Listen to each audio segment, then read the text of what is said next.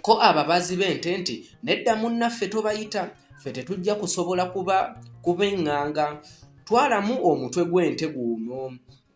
Wakayima teyalwa nga yeebagajja mutwe gwa nte. Bwe yatambulako ebbanga gwanvu n'asanga akateebe nga yeetikkula mutwe gwe ng'agussa mu mazzi, amayembe nga gasigala waggulu.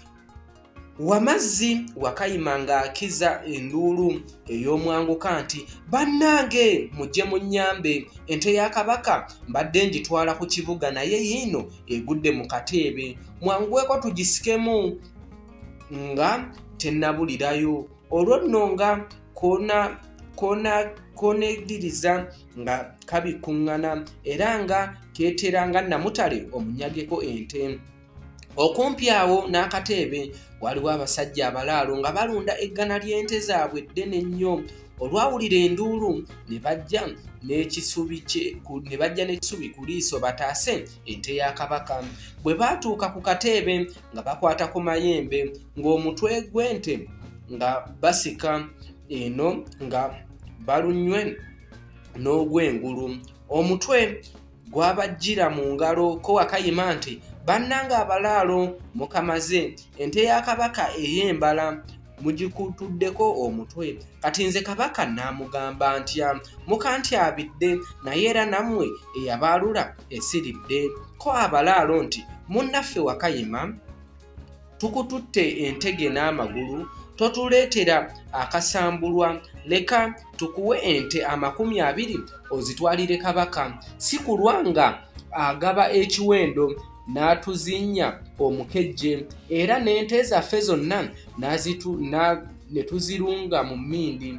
Ko Wakayima nti, ekiraalo ky'ente mukimpe, nange awo naawolezaawo nga ntuuse mu maaso g'omutanda, nneme nakubaanika.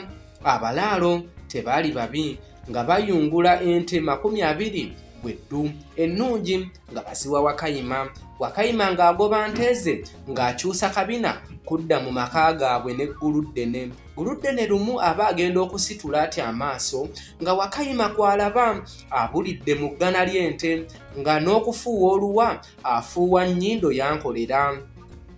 Ggulu ddene yakuba akaluulu ng'amwaniriza. Olwamala okumwaniriza ko ye nti, owange Wakayima, zino zonna ente wazifuna otya? Ko Wakayima nti, nazijja mu kaloke wampa, anti bakubuulira Wakayima bw'okeera enkya kulima lubimbi.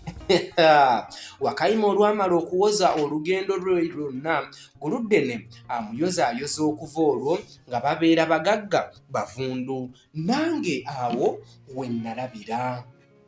Weebale omulungi akyekuumidde ku Zuula Buganda, anti kano ke kaseera tugende ku by'okuyiga ebiri mu lugero luno. Olufumo luno lutulaga obukujjukujju bw'abantu abamu ate abakumpanya. Wakayima yakongoola ggulu ddene, ye n'akola emirimu gyonna. Wakayima wamma nga gwaleze engalo.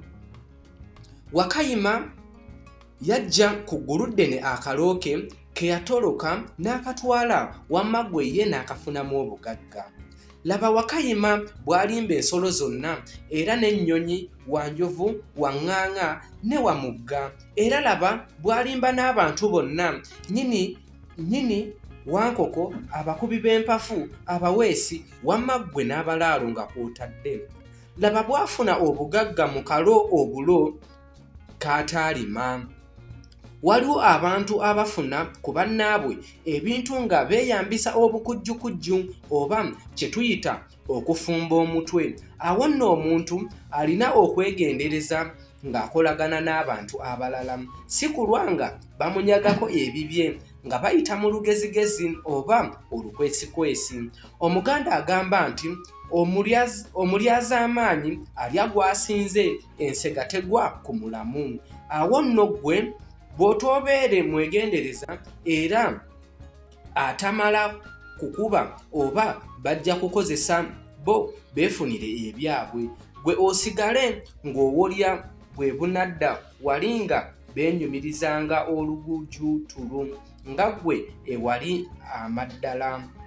Ekyokuyiga ekyokubiri, Olugero lwonna lulaga obugezigezi bwa Wakayima era n'okubeera n'olulimi olumanyi okusimba ensonga ate olumatiza abantu naawe n'omanya okutiisatiisa kwe bwe kuyinza okukusuula mu ntatta.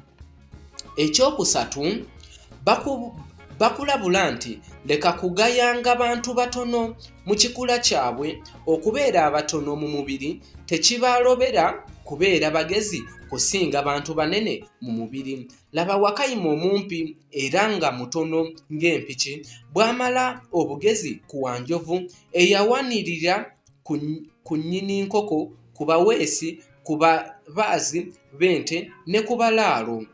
Wamma ekyokuyiga ekyokuna mu lufumo luno. Olugero luno lutuyigiriza ebintu bino wammanga: okumanya okunyumya era n'okusengeka obulungi bye baba boogera.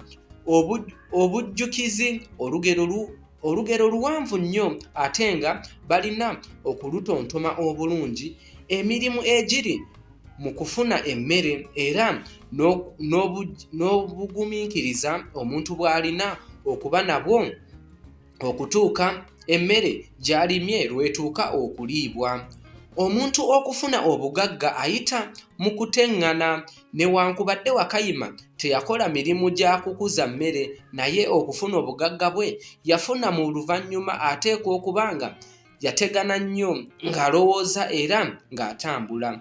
Yegguludde n'emirimu gye yakola gye gyamuviiramu obugagga obungi mu luvannyuma. Omugamba agamba nti enkumbi terimba.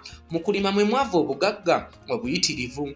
Guludde ne Wakayima bwe bafuna mu luvannyuma. Wano bakulabira nti nyiikira emirimu gyo.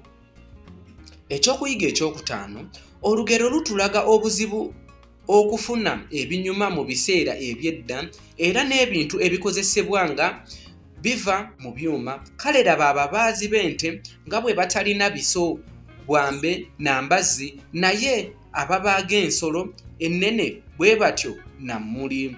Olugero luno lutulaga emirimu egy'obuweesi n'obuzibu bwagyo nga bwe gyalinga edda.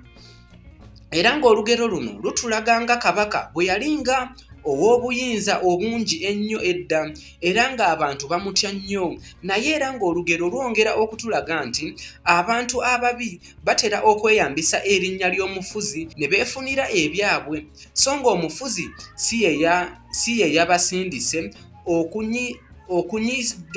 okunyiga abantu ekitalo. Abaganda bagamba nti Kabaka tatta, musaakiriza yatta. Era mu lugero luno tulaba abantu abamu nga bayinza okukozesa erinnya ly'omuntu omulala alina obuyinza ne banyaga bannaabwe. Wano Wakayima yakozesa erinnya lya Guluddene n'amannya g'abantu abalala be yajulizanga n'atiisatiisa abantu be yakolagananga nabo, naye abantu abo bannyini mannya baalinga tebamanyi fujjo Wakayima lye yakolanga nga yeeyambisa amannya gaabwe. Awo nno abantu abalinga Wakayima basaana okwegenderezebwa mu bulamu bwaffe obwa bulijjo. Oluusi omuntu bw'abeera n'obuvumu n'abakiramu oyinza okulaba nga beefuula, era nange awo we nalabira. Alabye subscribinga ku guno omukutu, oteekayo endowooza yo mu comment section ate ogabane olugero luno n'omuntu omulala. Mwebale abasobodde okwekuumira kuzuula Buganda. Ayi Ssaabasajja Kabaka Magulu Nnyondo, Beene Lukoma Nantawetwa, Ssemanda agamenya embazzi, Cuucu awangaale, Kibenga weewaawo.